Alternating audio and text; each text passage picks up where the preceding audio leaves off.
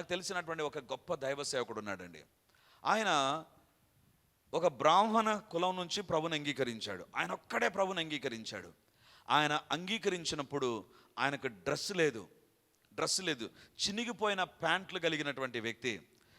ఇంట్లోంచి తరిమేశారు. వెళ్ళి రైల్వే స్టేషన్లో ప్లాట్ఫామ్ పైన పడుకొని నీళ్లతో ఆకలిని తృప్తిపరుచుకునే వ్యక్తి దేవుడు అక్కడి నుంచి ఆశీర్వదించాడండి. ఎంతగా దీవించాడంటే అంతగా దీవించాడు.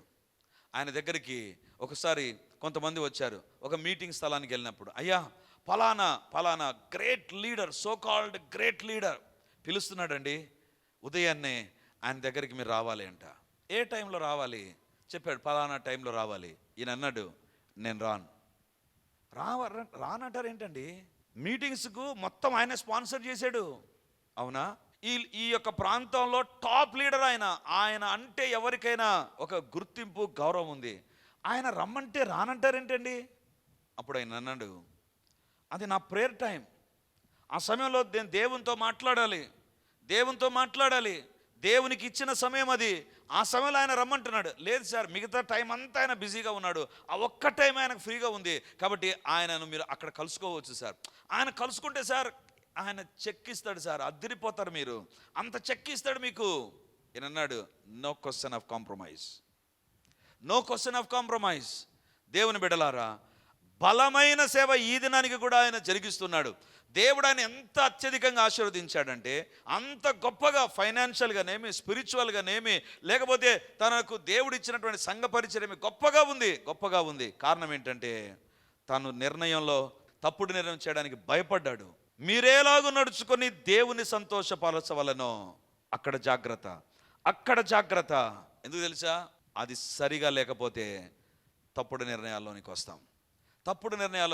నెంబర్ 1, దేవుని ఆలోచన నెరగనటువంటి వ్యక్తి, దేవుని ఆలోచనలు పట్టించుకున్నటువంటి వ్యక్తి తప్పుడు నిర్ణయంలోనికి వెళ్తాడు. రెండవదిగా దేవుని సంతోష పెట్టడానికంటే మనుషులను సంతోషపెట్టే వ్యక్తి తప్పుడు నిర్ణయాలు చేస్తాడు. ఎంతగా నువ్వు మనిషి దగ్గర మంచి పేరు కోసం ప్రాకులాడుతూ, ఆయన చెప్పాడు కదా, ఆమె చెప్పింది కదా, ఆయన ఏమనుకుంటాడో, ఆమె ఏమనుకుంటుందో, వాళ్ళు ఏమనుకుంటారో అని మనం కొన్ని తప్పుడు నిర్ణయాలు చేసామా? గుర్తుంచుకుందాం. బైబిల్ చెప్తుంది, భయపడుట వలన మనుషులకు ఉరి వచ్చును. అది పట్టుకుంటుంది నీ జీవితంలో, చంపుతుంది. ఉరి వచ్చిందంటే చావక తప్పదు.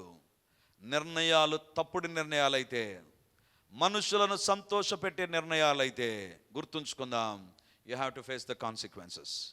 దానికి నువ్వు ఫలాన్ని ఇవ్వాల్సిందే, తగిన ఫలాన్ని నువ్వు చెల్లించాల్సిందే. ఈరోజు దేవుడు అంటున్నాడు, నిర్ణయాల విషయంలో మనుష్యులకు ప్రాధాన్యతనివ్వకు, దేవుని సంతోషపరుస్తున్నామా? దేవుని ఆనందింపజేస్తున్నామా? దేవుని బిడ్డలారా, మన నిర్ణయాల్లో 99% ఏముంటుంది తెలుసా? వాళ్ళు రమ్మన్నారు కాబట్టి ఈరోజు ప్రార్థన ఎగరగొట్టేద్దాం, వాళ్ళు చెప్పినారు కాబట్టి ఈరోజు ప్రార్థన ఎగరగొడదాం. ఎగరగొట్టడం చాలా సులువు, easy to make that, easy to do that. కానీ ఆ తర్వాత ఉంటుంది, బైబిల్ చెప్తుంది, ఉరి వచ్చును.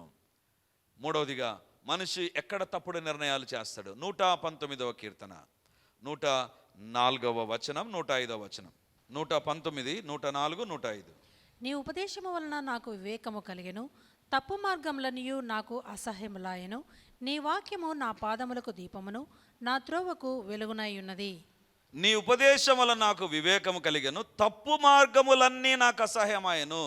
తప్పుడు మార్గాలన్నీ కూడా నాకు అసహ్యమైపోయాయి. అంటే ఇంకో మాట చెప్పాలంటే, తప్పుడు నిర్ణయాలన్నీ కూడా నాకు అసహ్యమైపోయాయి. తప్పుడు నిర్ణయాలు నేను చేయడం లేదు.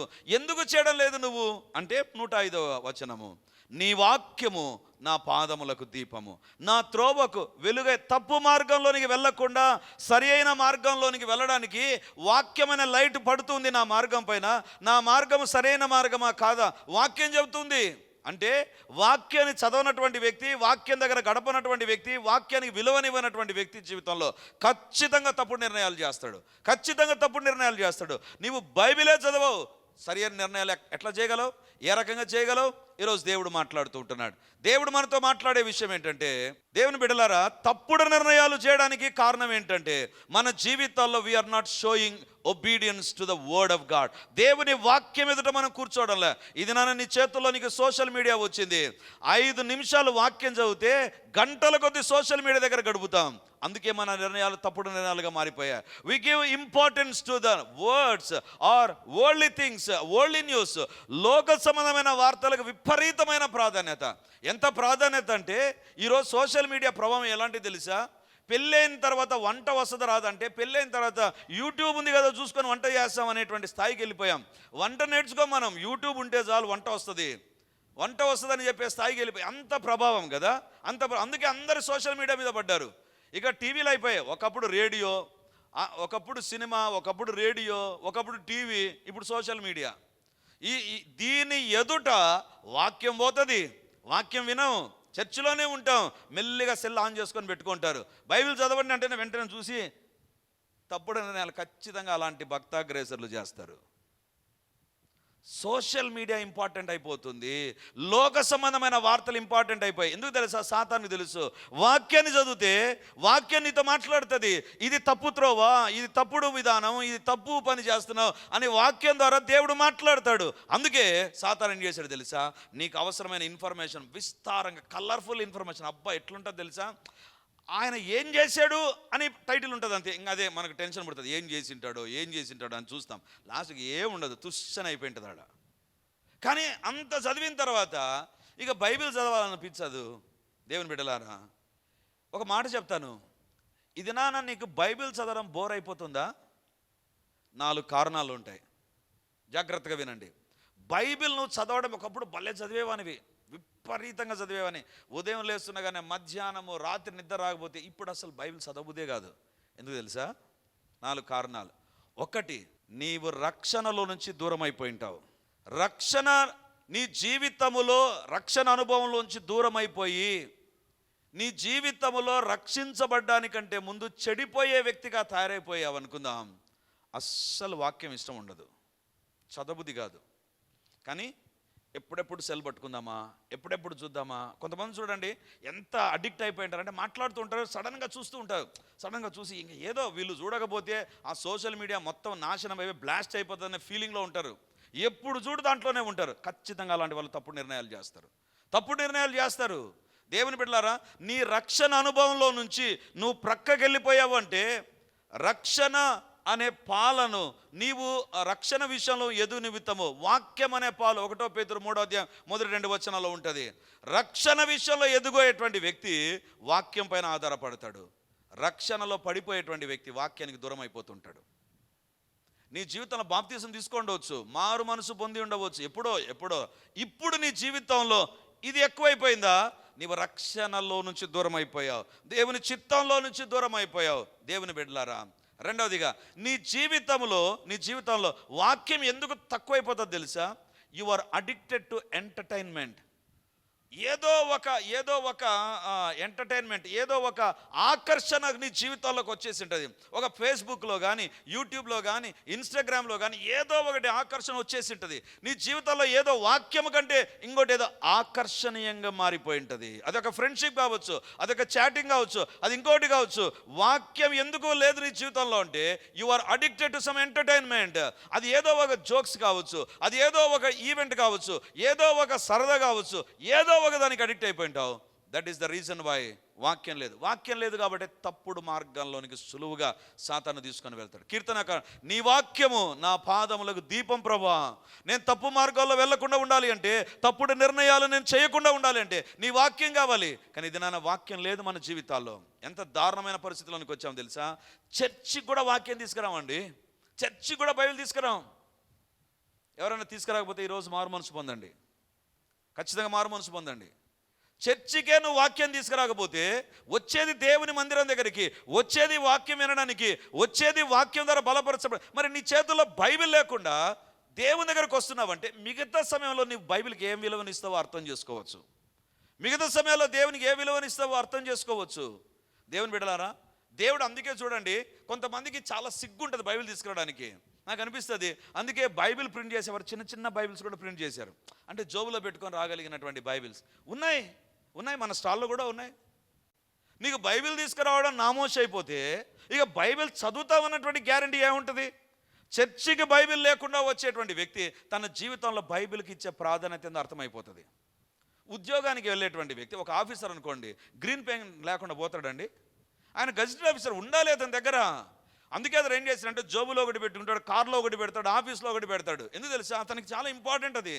దేవుని వాక్యం నీ జీవితంలో ఇంపార్టెంట్ కానప్పుడు చర్చికి బైబిల్ తీసుకురావు. Very simple. నీ జీవితంలో వాక్యానికి విలువ ఉండదు. దేవుని బిడ్డలారా, నాలుగవదిగా ఎప్పుడు మన జీవితంలో బైబిల్ చదవడం తెలుసా? When you don't have a systematic planning. ఈ సంవత్సరంలో మన క్యాలెండర్లో ఒక సంవత్సరంలో బైబిల్ ఏ రకంగా ముగించాల్సింది ఒక సిస్టమాటిక్ ప్లాన్ పెట్టాం. అప్పుడప్పుడు చూసారా మీరు, కొంతమంది బైబిల్ చదువుతారు. ఎలా చదువుతారంటే ఏదో ఒకటి తీస్తారు, చదివేస్తారు, అయిపోతుంది. వాళ్ళ దగ్గర ఒక క్రమం ఉండదు. కానీ ఉదయం టిఫిన్ తిన్నావా, తిన్నాను. మధ్యాహ్నం తిన్నావా, తిన్నాను. తిండి దగ్గర క్రమం ఉంటుంది, ఆఫీస్ దగ్గర క్రమం ఉంటుంది, అన్నిటి దగ్గర. బైబిల్ దగ్గర క్రమం ఉండదు, అస్సలు ఉండదు. కానీ వాళ్ళు అంటారు బైబిల్ ద్వారా దేవుడు అస్సలు మాట్లాడదు. ఎందుకు? నీ జీవితంలో క్రమం లేదు. క్రమముగా చదవలేకపోతావు నువ్వు. క్రమంగా ఒక సిస్టమాటిక్ స్టడీ అనేటువంటిది ఉండదు. దేవుని బిడ్డలారా, మొన్నటి దినాన ఒక దైవ సేవకుడు నాతో మాట్లాడుతానా, నేను దేవుని సంపూర్ణ సేవలోనికి వస్తున్నాను, కాబట్టి నేను ఫలానా వ్యక్తితో మాట్లాడాలి. అవునా, మాట్లాడారా బ్రదర్ అంటే మీ ఇంట్లో వాళ్ళు, మీ పేరెంట్స్ కూడా వెళ్ళారంటే లేదన్నా. ఎందుకు వెళ్ళలేదన్నా? అన్నా నేను ఎంతమంది వెళ్ళి మాట్లాడాల్సింది, నేను బైబిల్ చదివానన్నా. ఎంతమంది అంటే ఇద్దరు వెళ్ళమని దేవుడు మాట్లాడు. ఇద్దరు అనేటువంటిది దేవుడు స్పష్టంగా మాట్లాడాడు. అందుకే నేను నా భార్య మాత్రం వెళ్ళాం. అంటే ఆయన ఏమని ఆలోచన చేశాడు తెలుసా? ఒక వ్యక్తిని కలవడానికి ఇద్దరం వెళ్ళాలన్నా, నలుగురు వెళ్ళాలన్నా, 5 మంది వెళ్ళాలన్నా, దేవాని వాక్యం ద్వారా మాట్లాడు. దేవుడు మాట్లాడాడు. నీ జీవితంలో ఒక క్రమమైన పద్ధతి లేకపోతే వాక్యం చదవడంలో, గుర్తుంచుకోండి, నీ జీవితంలో దేవుని యొక్క స్వరాన్ని మిస్ అవుతావు నువ్వు. ఒక క్రమం ఉండాలి. ఎందుకండి బైబిల్ చదివిస్తాం క్రమంగా? సో దట్ ఒక క్రమం నీ జీవితంలోకి వస్తే, when you don't have a systematic study plan, నీ దగ్గర బైబిల్ చదవడంలో ఒక క్రమం లేకపోతే దేవుని మార్గాలను తెలుసుకోలేవు. అంటే క్రమము లేనటువంటి వ్యక్తి అక్రమంగా వాక్యం దగ్గర జీవిస్తూ ఉంటాడు. ఏదో ఒకటి చదువుతాడు, చదవాలి కాబట్టి. అమ్మో, పక్కింట్లో వాళ్ళకు ఏదో జరిగింది, నాకేమవుతుందో అని భయంతో చదువుతాడు. చూసారా? ఆ వ్యక్తి దేవుని యొక్క నడిపింపులో ఉండడు. ఆ భయాన్ని బట్టి చదువుతాడు. ఇది సిస్టమాటిక్గా ఉండడు. నాలుగవదిగా, దేవుని మాట నీ జీవితంలో విలువైంది అని నమ్మాలి. బైబిల్ను ఏ రకంగా చదువుతారంటే చదవాలి కాబట్టి చదువుతారు, అలా చదవద్దు. దావీదు అంటాడు, వేల కొలది వెండి బంగారు నాణాల కంటే. దావీదు దగ్గర ఏమున్నాయంట? ఒక నెక్లెస్ కాదు, ఒక కమ్మ కాదు, ఒక ముక్కు పుడక కాదు, లేకపోతే పెళ్ళెప్పుడు వేసేటువంటి, పెళ్లి రోజు మాత్రమే వేసేటువంటి చైన్ కొంతమంది, ఆ తర్వాత బ్యాంకులోకి వెళ్ళిపోతుంది. అలా కాదు దావీదు దగ్గర ఉండేది. దావీదు దగ్గర కుప్పలుగా బంగారు నాణాలు ఉన్నాయంట. ఆ బంగారు నాణాలన్నీ చూశాడు. వీటికన్నిటికంటే నీ ధర్మశాస్త్రం విలువైంది ప్రభువా. ఆ వాక్యం దగ్గర కూర్చోవడం ప్రారంభించాడు. When you give a value to the word of God, నువ్వు చదువుతావు. ఇది నాన్న దేవుడు మనతో మాట్లాడుతుంటున్నాడు. When you don't hear the voice of the Lord from his word, you will take a wrong decision. దేవుని వాక్యం చదవనటువంటి వ్యక్తి ఖచ్చితంగా తప్పుడు నిర్ణయాలు తీసుకుంటాడు. ఇది నాన్న వాక్యం చదువుతున్నామా? వాక్యానికి విలువ ఉందా? వాక్యాన్ని మనం పాటిస్తున్నామా? వాక్యాన్ని క్రమబద్ధంగా చదువుతున్నామా? లేదా ఏదో ఎంటర్టైన్మెంట్ నీ జీవితంలోనికి వచ్చేసిందా? వాక్యం కంటే వాక్యం యొక్క స్థానం ఏదో తీసుకునిందా? అందుకే మన జీవితాల్లో తప్పుడు నిర్ణయాల్లోనికి వస్తాం. చివరిదిగా, ఒక తప్పుడు నిర్ణయం చేయడానికి కారణం ఏంటి తెలుసా? రోమీయులకు రాసిన పత్రిక 12వ అధ్యాయం 1వ వచనం. కాబట్టి సహోదరులారా, పరిశుద్ధమును దేవునికి అనుకూలమునునైన సజీవ యాగముగా మీ శరీరములను ఆయనకు సమర్పించుకొనుడని దేవుని వాత్సల్యమును బట్టి మిమ్మను బతిమాలుకొనుచున్నాను. ఇట్టి సేవ మీకు యుక్తమైనది. మీరు ఈ లోక మర్యాదను అనుసరింపక ఉత్తమమును అనుకూలమును సంపూర్ణమునై ఉన్న దేవుని చిత్తమేదో పరీక్షించి తెలుసుకొనున్నట్లు మీ మనస్సు మారి నూతన మగుట వలన రూపాంతరము పొందుడి. విచిత్రమైన సేవను గురించి ఇక్కడ మాట్లాడుతున్నాడు. రోమా 12వ అధ్యాయము 1వ వచనంలో విచిత్రమైన సేవ, ఇట్టి సేవ మీకు యుక్తమైనది. సేవ అంటే ఏంటి? స్టేజ్ ఉండాలా, కొంతమంది జనాలు ఉండాలా, వాక్యం చెప్పాలి, పాట పాడాలి, ప్రార్థన, సేవ. ఇది కదండి సేవ. ఇక్కడ ఒక సేవ ఉంది. బైబిల్ చదవడం లేదు, ప్రార్థన చేయడం లేదు, స్టేజ్ లేదు, మైక్ లేదు, పాటలు లేవు, క్వైర్ లేదు, ఏమీ లేదు. కానీ ఇట్టి సేవ యుక్తమైంది. ఏంటి ఆ సేవ? 12వ అధ్యాయం 1వ వచనం. కాబట్టి సహోదరులారా, పరిశుద్ధమును దేవునికి అనుకూలమైన సజీవ యాగముగా మీ శరీరములను ఆయనకు సమర్పించుకొనుడని దేవుని వాత్సల్యమును బట్టి మిమ్మల్ని బతిమాలు కొనుచున్నాను. ఇట్టి సేవ మీకు యుక్తమైంది. సేవ అంటే ఏంటి తెలుసా? ఇక్కడ సేవ అంటే ఇతరులకు వాక్యం చెప్పడం, ఇతరుల ఎదుట కనపడడం, ఇతరులకు దేవుని విషయాలు చెప్పడం, ఇతరులను ప్రభు దగ్గరికి నడిపించడం. ఇది కాదు. నీలో ఎక్కడైనా రహస్యంగా పాపం ఉందో లేదో పరీక్షించుకోవడమే అసలైన సేవ. అస్సలైన సేవ ఏంటంటే, పరిశుద్ధమును అనుకూలమైన సజీవ యాగముగా నా శరీరం సమర్పించబడిందా? నా శరీరం ఇంతకుముందు తప్పుడు సంతకాలు చేసేది, ఇప్పుడు ఏమైనా చేస్తూ ఉందా? ఇంతకుముందు తప్పుడు వాటిని చూచేది, ఇప్పుడు ఏమైనా చూస్తూ ఉందా? ఇంతకుముందు తప్పుడుగా ఆలోచన చేసేది, నా ఆలోచనలు తప్పుడు ఆలోచన, పనికి మాలిన ఆలోచనలు, రాంగ్ థింకింగ్ ఈజ్ దేర్. దేవా, ఇవి ఏమన్నా మారాయా? విపరీతంగా తిని సుఖంగా పండుకునేటువంటి కడుపుకు దాసులైన వ్యక్తిగా నేను మారిపోయాను. నా కడుపుకి ఏమైనా దాసునిగా మారిపోయానా అని నన్ను నేను జాగ్రత్తగా పరీక్షించుకునేటువంటి వ్యక్తి తప్పుడు నిర్ణయాలు చేయడు. నీ జీవితంలో if you are having a secrets in, బయట బాగానే ఉంటామండి, ఎక్సలెంట్ బిలీవర్గా కనపడవచ్చు, వాక్యం చెప్తున్నాను కదా, పాట పాడుతున్నాను కదా, లేదా రెఫరెన్స్ ఆఫ్టర్ రెఫరెన్స్ చెప్తున్నాను కదా, నేను కనపడవచ్చు. But what is my secret life? నేను ఒంటరిగా ఉన్నప్పుడు నా రహస్య జీవితం, నేను ఎంత పరిశుద్ధంగా జీవిస్తున్నానో అదే నా నిర్ణయాలను శాసిస్తుంది. అందుకే వాక్యంలో వ్రాయబడిన ఈ లోక మర్యాదను అనుసరింపక అనుకూలమైన దేవుని చిత్తం ఏదో తెలుసుకొనండి. అంటే మన జీవితంలో ఉండాల్సింది ఏంటి తెలుసా? Let us live a Holi life. పరిశుద్ధమైన జీవితాన్ని ఎవరైతే జీవిస్తారో వాళ్ళే దేవుని కొరకు మంచి నిర్ణయాలు తీసుకోగలరు. నీ జీవితంలో సాతాను నీ యొక్క లీడర్ అయిపోతే, సాతాను నీ జీవితంలో పనిచేసే వ్యక్తిగా మారిపోతే, గుర్తుంచుకోండి, తప్పుడు నిర్ణయాలే ఉంటాయి. ఒక్క చిన్న పాపం చాలు నీ జీవితంలో సాతాను తప్పుడు నిర్ణయాలను నడిపించడానికి. మరి ఎన్ని పాపాలు ఉన్నాయో మనది, ఎన్ని పాపాలు చేస్తున్నామో, దేవుని బిడ్డలమని చెప్పుకుంటూ ఎంతగా మోసం చేస్తున్నామో, ఎంతగా అబద్ధాలు ఆడుతున్నామో, ఎంతగా దేవునికి వ్యతిరేకమైన కార్యాలు రహస్యంగా చేస్తున్నామేమో. Let us look at that. మన కుటుంబాల్లో తప్పుడు నిర్ణయాలు రావడానికి కారణం మన శరీరాలలో సేవ లేదు, బయట సేవ ఉంది. బయట సేవలో మనం ఇన్వాల్వ్ అవుతున్నాం. బట్ మన వ్యక్తిగతమైన సేవ దేవుడు కోరుతున్నాడు. ఇట్టి సేవ యుక్తమైంది. ఎలాంటి సేవ? నీవు పరిశుద్ధంగా జీవించడం, నీ కుటుంబం పరిశుద్ధంగా జీవించడం, దేవుని దగ్గరికి రావడం కాదు. నీవు ఏ రకంగా జీవిస్తున్నావు, నీ ఫ్రెండ్స్ దగ్గర ఏ రకంగా నీ ఇంట్లో వాళ్ళ దగ్గర జీవిస్తున్నావు. ఒకవేళ నీ ఇంట్లో వాళ్ళు ఏదైనా చెప్తారేమో, ఒక తాడు కట్టుకో, లేకపోతే అక్కడికి పో. నువ్వు దేవుని బిడ్డవైతే, దేవుడు నిన్ను పరిపాలించే వ్యక్తి అయితే, you will say no to that. ఇట్టి సేవ యుక్తమైంది. దేవుని బిడ్డలారా, ఒక వ్యక్తి తప్పుడు నిర్ణయాలు చేయడానికి మొట్టమొదటి కారణం దేవుని యొక్క ఆలోచనను అడగడు. రెండవదిగా మనుషులను సంతోషపెట్టాలని ఇష్టపడతాడు. మూడవదిగా వాక్యానికి విలువనివ్వడు, వాక్య ధ్యానం ఉండదు, వాక్య పఠనం ఉండదు, వాక్యానికి లోబడ్డం ఉండదు. నాలుగవదిగా నీ సొంత శరీరాల్లో రహస్య పాపాలు కలిగి ఉన్నట్లయితే గుర్తుంచుకోండి, తప్పుడు నిర్ణయాలు మనం చేస్తాం. ఐదవదిగా ఆ భాగాన్ని చూద్దాం. యోహాను సువార్త 8వ అధ్యాయం 50వ వచనం. నేను నా మహిమను వెదుకుటలేదు, వెదుకుచు తీర్పు తీర్చుచు ఉండు వాడొకడు కలడు. నేను నా మహిమను వెదకుటలేదు. యేసుప్రభు చాలా గంభీరమైన స్టేట్మెంట్ ఇస్తున్నాడు. నేను నా మహిమను వెదుకుటలేదు. తప్పుడు నిర్ణయాలు జరగడానికి కారణం ఏంటి తెలుసా? నాకేమైనా గుర్తింపు ఉందా? నన్ను ఏమైనా పట్టించుకుంటున్నారా? నాకు ఇవ్వాల్సిన స్థానం ఏమన్నా ఉందా అని ఆలోచన చేస్తారు. చూసారా? వాళ్ళ జీవితంలో ఖచ్చితంగా తప్పుడు నిర్ణయాలు తీసుకుంటారు. అసలు నాకు ఇవ్వాల్సిన గుర్తింపు ఇవ్వలేదు. యేసుప్రభు దగ్గరకు వచ్చి అంటున్నారు, నువ్వు దయ్యములో పట్టిన వాడు, నువ్వు అది అని మాట్లాడుతుంటే యేసుప్రభు అంటారు, నేను నా మహిమను వెదకుటకు రాలేదు, నేను నశించిన దాన్ని వెదకడానికి వచ్చాను. నా మహిమ నాకు ఎవరు గుర్తింపిస్తారు, మీరు ఏం పేరు పెడతారు, మీరు నన్ను ఎట్లా చూస్తారు, I don't care about that. ఒకవేళ దాన్ని పట్టించుకుంటే ఒక తప్పుడు నిర్ణయంలోనికి వెళ్తాం. దేవుని బిడ్డలారా, ఒక ఇంటికి నేను ప్రార్థనకని వెళితే ఆ ఇంట్లో వాళ్ళు చెప్పారు, బ్రదర్ మా ఇంట్లో చాలా ఆర్థిక ఇబ్బందులు వచ్చేసాయి బ్రదర్. ఆయన సేవ చేస్తున్నాడు. సేవ చేస్తూ ఉంటే నాకు అనిపించింది, ఏంటి సేవ చేస్తున్నాడు కదా, మరి ఎందుకు ఆర్థిక ఇబ్బందులు వచ్చాయి?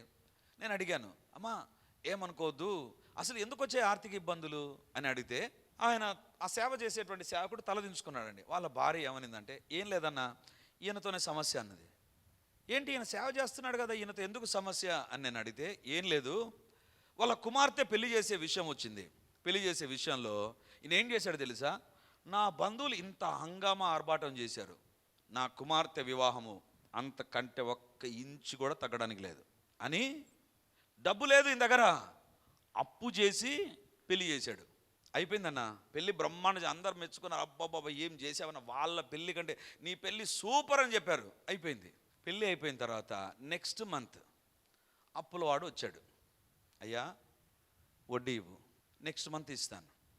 అవి మెల్లిగా నెలలు గడిచిపోయాయి. ఇక వడ్డీ పెరిగితే ఈయన ఏం చేశాడు తెలుసా, ఆ వడ్డీ కట్టడానికి ఇంకొక అప్పు చేశాడు, ఆ వడ్డీ కట్టడానికి ఇంకొక అప్పు చేశాడు. ఇలా అప్పుల వెంబడి అప్పులు చేసి లాస్ట్కు వాళ్ళ ఇంటిలోనే ఉరి వేసుకొని చనిపోయాడు. ఎందుకు చెప్తున్నాను తెలుసా, దేవుని మహిమ చూడలేదు. ప్రజలందరూ ఎదుట నేను, నా కుటుంబం, నా కుమార్తె పెళ్ళి ఎంత అద్భుతంగా జరగాలనో, ఎంత అద్భుతంగా జరగాలనో అని ఆలోచించాడు. యేసుప్రభు అంటున్నాడు, బై మిస్టేక్ కూడా నేను నా మహిమ వెతకడంలా, నా మహిమను వెతకడంలా, నా కోరిక అంతా ఏంటి తెలుసా, ఎవరిని రక్షించాలి, ఎవరిని బాగు చేయాలి, ఎక్కడికి వెళ్ళాలి, ఏం చేయాలి, ఇదే తప్ప నన్ను ఏమని ప్రజలు గుర్తిస్తున్నారు, నాకు గుర్తింపిస్తున్నారా లేదా పట్టించుకోలేదు. నీ జీవితంలో తప్పుడు నిర్ణయాలు ఎక్కడ జరుగుతాయో తెలుసా, నన్ను ఏ రకంగా గుర్తిస్తారో అనుకుంటావు. చూసావా, నన్ను ఏ రకంగా గుర్తుపెట్టుకోవాలనో, గుర్తుపెట్టుకోవడానికి కొన్ని పనులు చేస్తామండి మనం. అదే మన జీవితాల్లో చేసేటువంటి తప్పు. అందుకే ప్రభు మత్తయి సువార్త 6వ అధ్యాయంలో, మనుష్యులకు కనబడవలనని వారి ఎదుట మీ నీతి కార్యం చేయకుండా జాగ్రత్త పడుడి. మనుషులకు కనపడాలని జీవితం తప్పుడు నిర్ణయాల్లోకి నడిపిస్తుంది. అందుకే యేసుప్రభు అంటున్నాడు, నేను నా మహిమను కోరడంలే, మీరు నాకేమని గుర్తింపిస్తారు దానికోసం నేను ప్రాకులాడడంలా, నేను ఒకటి నా దేవుని మహిమపరచాలి. నేను తప్పుడు నిర్ణయం వెనక ఒకటి ఉంటుంది, ఏంటి తెలుసా, నాకే స్థానం ఉంది, నన్ను ఏ రకంగా గుర్తిస్తారు, నన్ను ఏ రకంగా అనుకుంటారు, నేనేమని గుర్తించబడతాను. అదే ఒక వ్యక్తిని తప్పుడు నిర్ణయాల్లోకి తీసుకొని వెళ్తుంది. ఈరోజు దేవుడు మనతో మాట్లాడుతుంటున్నాడు, అబ్రహామా నీ జీవితంలో నీవు అందరిలాగా ఊరు అనే ప్రాంతంలో జీవించావే, what makes a lot of difference in your life? నీ జీవితంలో వ్యత్యాసం తీసుకొని వచ్చింది ఏంటి? 4వ వచనం, దేవుడు చెప్పినట్టు చేశాడు. అప్పుడప్పుడు అబ్రహాం కూడా కొంచెం ఓవర్ చేశాడు. హాగరును విషయంలో సారాయి చెప్పినట్టు కూడా విన్నాడు. అయిపోయింది. జీవితంలో నష్టపరచబడ్డాడు. దేవుని బిడ్డలారా, తప్పుడు నిర్ణయాలు చేస్తున్నావేమో. ఈ సంవత్సరంలో మన జీవితాల్లో తప్పుడు నిర్ణయాలు జరగకుండా ఉండినట్లుగా ఈ 5 విషయాల్లో జాగ్రత్త వహిస్తాం. మొట్టమొదటిగా మన నిర్ణయాల వెనుక, ముందు, పక్కన, పైన, కింద దేవుని ఆలోచన కోసం కనిపెడదాం. దేవుని ఆలోచన కోసం కనిపెట్టకపోయామా, సొంత నిర్ణయాలు తీసుకున్నామా? హవ్వ చేసినటువంటి తప్పుడు నిర్ణయాలు మనం చేస్తాం. రెండవదిగా, మనుషులకు భయపడటం వలన ఊరి వచ్చును. నీ తప్పుడు నిర్ణయాలు మనుషులను సంతోషపెట్టడానికైతే గుర్తుంచుకుందాం, అవి నీ జీవితాల్లో తప్పుడు నిర్ణయాలను తీసుకొని వెళ్తాయి. వాక్యానికి దూరం అయిపోకు. వాక్యాన్ని చదవడం, వాక్యానికి వినడం, వాక్యానికి విధేయత చూపడం నీ జీవితాల్లో మిస్ అయిపోయిందా, నీ త్రోవ చీకటి త్రోవ, తప్పుడు త్రోవలోనికి వెళ్ళిపోతావు. 4వదిగా, నీ వ్యక్తిగత జీవితంలో వ్యక్తిగతంగా రహస్యంగా ఎక్కడైనా పాపాలు జరుగుతున్నాయా? ఇట్టి సేవ యుక్తమైంది. దేవుని బిడ్డలారా, మన జీవితంలో సేవ అంటే బయటికి వెళ్ళి సేవ చేయడం కాదు, నీ శరీరంలో దేవునికి అంగీకారమైన పరిశుద్ధమైన సేవ జరుగుతుందా లేదా పరీక్షించుకుందాం. 5వదిగా, నీ జీవితంలో దేవుని మహిమను కోరుతున్నావా? నీకు గుర్తింపు, నీ మహిమ కోసం ప్రాకులాడుతున్నావా? అక్కడే తప్పుడు నిర్ణయాలు జరుగుతాయి. ప్రభు మనతో మాట్లాడుతున్నాగా, ఎక్కడ మనం తప్పు చేస్తున్నామో ఆలోచన చేద్దాం, సరి చేసుకుందాం, దేవుని వాక్యానికి లోబడదాం, దేవుని చిత్తానికి మనల్ని మనం అప్పగించుకుందాం. ప్రార్థన చేద్దాం. Let us pray. మన ఇంట్లో తప్పుడు నిర్ణయాలు, మన పని చేసే స్థలాల్లో తప్పుడు నిర్ణయాలు, వ్యక్తిగత జీవితంలో తప్పుడు నిర్ణయాలు, డబ్బు దగ్గర తప్పుడు నిర్ణయాలు మనం చేయకుండా దేవుని ఎదుట ప్రార్థన చేద్దాం. దేవుని బిడ్డలారా, మనిషి చేసే నిర్ణయాలు అతని జీవితంలో నిత్య నాశనానికైనా నడిపిస్తాయి, నిత్య సుఖంలోనికైనా నడిపిస్తాయి. ఏంటి మన తీర్మానాలు? ఎలా ఉన్నాయి మన తీర్మానాలు? ఎలా పడితే అలా తీర్మానాలు చేసి దేవుని ఎదుట నష్టపోయే వ్యక్తులుగా మారిపోతున్నామేమో. దేవుడు మనతో మాట్లాడుండగా సరి చేసుకుందాం. దేవా నన్ను దర్శించు. దేవుడు మన జీవితాల్లో మన తీర్మానాల విషయంలో జాగ్రత్త పడమని కోరుతుండగా అడుగుదాం దేవుణ్ణి. దేవా నేను మంచి నిర్ణయాలు చేయాలి ప్రభువా, తన్ని తప్పుడు నిర్ణయాలు చేయకుండా సహాయం చేయండి. Lord let me be very careful. జాగ్రత్తతో నిర్ణయాలు చేయాలి ప్రభువా. నాయనా నాకు సహాయం చేయండి. అబ్రహాములాగా మంచి నిర్ణయాలు చేయాలి ప్రభువా. యేసయ్య మీరు ఏ రకంగా భూలోకంలో మంచి నిర్ణయాలు చేశారో మిమ్మల్ని పోలి నేను జీవించాలి ప్రభువా. నా జీవితాన్ని దర్శించు ప్రభువా. హల్లెలూయా హల్లెలూయా హల్లెలూయా హల్లెలూయా. గొప్ప దేవానికి వందనాలు. మహిమ కలిగినటువంటి దేవానికి స్తోత్రాలు. ప్రభావం కలిగిన దేవానికి స్తోత్రాలు. శక్తిమంతుడమైన దేవానికి స్తోత్రాలు. రాజాది రాజానికి వందనాలు. అద్వితీయ సత్య దేవానికి స్తోత్రం ప్రభా. హల్లెలూయా. యేసయ్యా నీ పరిశుద్ధ పాదాల దగ్గర చేరిపడి అడుగుతుంటున్నాను ప్రభా. అవును తను ఒక ప్రాముఖ్యమైన సందేశాన్ని మా ఎదురు తీసుకొని వచ్చావు. తప్పుడు నిర్ణయాలు మా జీవితంలో ఎందుకు చేస్తామో ఇది నన్ను అనేక విషయాలు మా ఎదురు తీసుకొని వచ్చారు ప్రభా. దేవా మీరే మమ్మల్ని దర్శించండి. మీరే మమ్మల్ని దర్శించండి ప్రభా. ఏ ఏరియాలో మేము తప్పుడు నిర్ణయాలు చేసి నష్టపోతూ ఉన్నామో దేవా, నష్టపోవడానికి అపవాది స్కెచ్ చేశాడో ప్రభా. తండ్రి ఇది మాతో మీరు మాట్లాడి ఉండగా నీకు వందనాలు. యేసు నామమున ఇప్పుడు అడుగుతున్నాను ప్రభా. నజరేయుడైన యేసు నామమున అడుగుతున్నాను దేవా. మేమందరము ప్రభా ప్రతి విషయంలో నీ దగ్గర ప్రార్థించి నిర్ణయాలు తీసుకుందుము గాక. నీ ఆలోచన కోసం కనిపెట్టుదుము గాక. నీ ఎదుట కనిపెట్టుదుము గాక. దేవా మంచి నిర్ణయాలు తీసుకునే విషయంలో నీకంటే ఎవరు మంచి ఆలోచనలు చెప్పగలరు ప్రభా. దేవా దేవా హవ్వ చేసిన తప్పులు మేము చేయకుండా కాపాడండి ప్రభా. ప్రతిరోజు మమ్మల్ని కాపాడమని ప్రార్థన చేస్తున్నా. సొంత నిర్ణయాలు తొందరపాటు నిర్ణయాలు మేము చేయకుండా ఉందుముగాక. యేసు నామమందు మీ కార్యములు జరుగునుగాక జరుగునుగాక నాయన. మనుషులను సంతోషపెట్టే జీవితాల్లోనికి మేము వెళ్ళకుండా ఉందుముగాక. దేవా దేవుని సంతోషపెడుతూ మంచి నిర్ణయాలు మేము తీసుకుందుముగాక.